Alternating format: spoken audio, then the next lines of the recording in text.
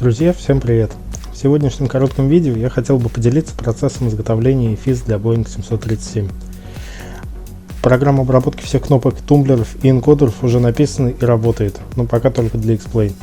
Но в скором времени будет доступна для Prepara и Microsoft Flight Simulator. Готовность уже 95%. В сегодняшнем видео я покажу, что было сделано, как это работает и что еще осталось сделать. Если у вас есть какие-то либо предложения по доработке, напишите в комментариях. Также напишите, пожалуйста, в комментариях, сколько вы готовы были бы заплатить за файлы для самостоятельного изготовления такой панельки, так как они также будут доступны для продажи. Итак, приступим. Итак, друзья, сейчас у меня EFIS находится вот в таком вот состоянии, но это сделано чисто для отладки и программирования. Я ее разобрал в собранном состоянии, вы можете ее наблюдать на фотографиях в начале видео, которое я прикладывал там.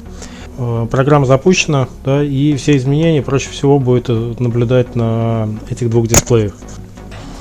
Ручка установки высоты принятия решения, да, она реализована за счет энкодера и тумблера.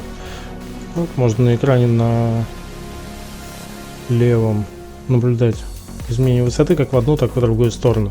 А далее этим переключателем мы можем переключаться с радиоальтиметра на стандартный барометрический альтиметр.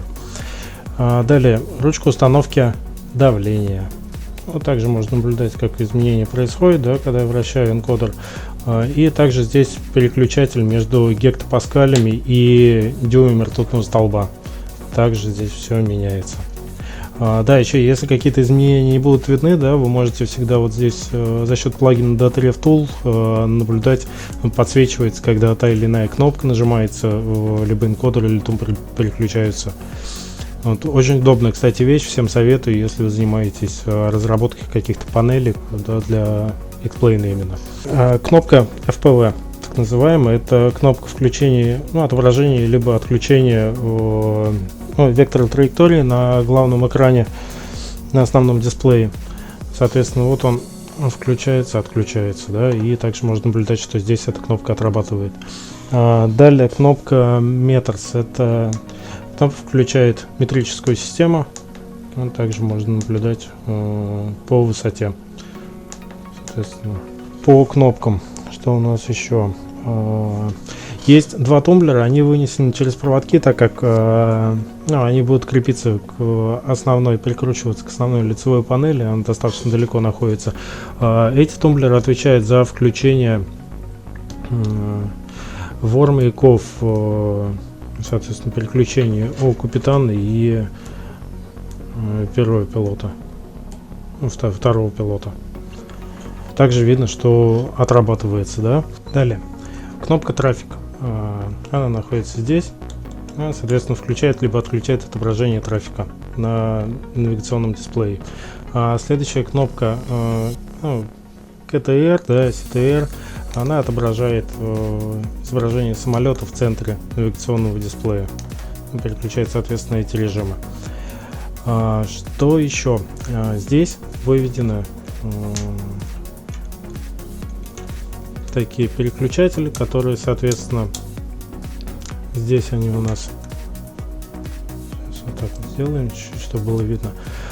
Этот отвечает за отображение карты, соответственно, режимы карты — это Approach, крайнее положение, WAR, маяки, Map, карта обычная и план, то есть где можно план полета. Но сейчас план полета у нас не загружен, поэтому вот он в таком виде отображается. Вот этим переключателем мы переключаем масштабы. Да, то есть, не знаю, видно, не видно. Вот здесь, наверное, получше будет видно. Вот, во-первых, видно вверху, вот здесь, если вывести, здесь видно, как переключатель переключается, да, масштабы, и также это можно наблюдать. Вот здесь вот, здесь масштаб 10, 5, 20, 40, 80 и так далее. Далее по кнопкам. Снизу у нас 7 кнопок, соответственно, они отвечают за отображение той или иной информации. Кнопка WXR, она включает либо отключает отображение погоды, то есть погодный радар. Ну, сейчас, так как мы на земле находимся, соответственно, ничего не отображается. Следующая кнопка ста, она отвечает за станции, да, отображение либо отключение. Следующая waypoint, это путевые точки. Следующая ARPT, аэропорты. Следующая кнопка у нас, если не изменяет память, дата идет. Да, дата. Данная кнопка, ну вот здесь вот видно на Data Ref Tool, что кнопка отрабатывает, желтеньким подсвечивается. Сейчас, так как у нас план не загружен, соответственно, информации никакой не отображается. Вот. Следующая кнопка Pause Position. Также видно, как кнопка отрабатывается. Data Ref Tool. Но на экране на данный момент ничего не отображается. И последняя кнопка отвечает за включение и отключение отображения террейном, да, радаром. Вот, сейчас не очень удобно показывать, да, но тем не менее видно, что все кнопки работают. Значит, соответственно, они все запрограммированы.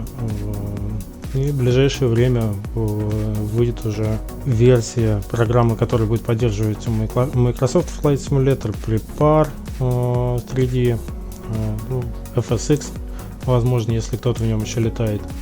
Пишите в комментариях, нужна ли вам программа для FSX. Я показал, как все кнопки Tumbler Encoder работают, отрабатывают, да, теперь хотел бы перейти к тем вещам, которые я хотел бы еще доделать, которые нужно мне доделать. Первый момент.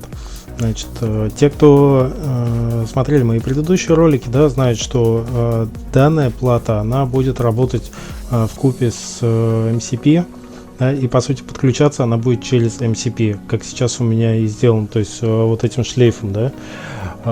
Этот шлейф может быть установлен как справа, так и слева, для того, чтобы плату EFIS можно было поставить как на сторону капитана, так и на сторону первого пилота. Второго пилота. Почему-то все время путаюсь. First pilot и второй пилот. Блин, как-то это. Second, наверное, должен быть тогда. Значит, может она подключаться как с одной стороны MCP, так и с другой. И питается, по сути, общаться она с симулятором будет через MCP. Но для тех, у кого уже есть MCP, например, да, или ну, не хотел бы покупать сразу большую панельку, да, я сделаю возможность, чтобы EFIS можно было подключать отдельно через Arduino. Это будет сделано просто за счет платы расширения, то есть она напрямую будет подключаться к USB и отрабатывать отдельно. Вот. MCP буду доделывать чуть попозже, там немножко тоже осталось. Соответственно, сейчас также подсветка реализована, подсветка платы EFIS, она реализована через общую подсветку, как MCP, так и на 2 EFIS будет разводиться, да, и все это будет управляться по одному USB. Но для того, чтобы можно было отдельно подключать, нужно доделать на плате расширения, для того, чтобы управление подсветки питалось непосредственно от USB, потому что тут светодиодов немного и мощности USB-шника хватит для того, чтобы питать подсветку. Что нужно запрограммировать? Это выбор, какая EFIS в данный момент подключена программно, то есть чтобы можно было в программе, ну, вот здесь пока она вот в таком виде сделана, да, здесь только реализован выбор компорта, к которому подключить, чтобы здесь можно было выбирать, какая EFIS подключена к симулятору в данный момент, то есть чтобы можно было управлять отдельно как со стороны капитана, так и второго пилота. Дальше. Отработка кнопки Reconnect. Для чего вообще нужна эта кнопка? Значит, в моей плате будет реализована такая вещь, что при включении, при соединении с симулятором, все тумблеры и переключатели симулятора будут вставать в то положение, в которое они выставлены на реальной плате. Но для того, чтобы не проверять состояние постоянное, да, перед каждым полетом, все ли соответствует в симуляторе тому, что у вас включено на панельке. Соответственно, в симуляторе все будет вставать в то положение, в котором выставлен на самой панельке. Для того, чтобы это было сделано, нужно реализовать Reconnect, чтобы программно Arduino сбрасывалось. Вот это нужно дописать, но там тоже недолго. Кнопки подключения и остановки чтения, да, ну и Reconnect, соответственно, сделаны.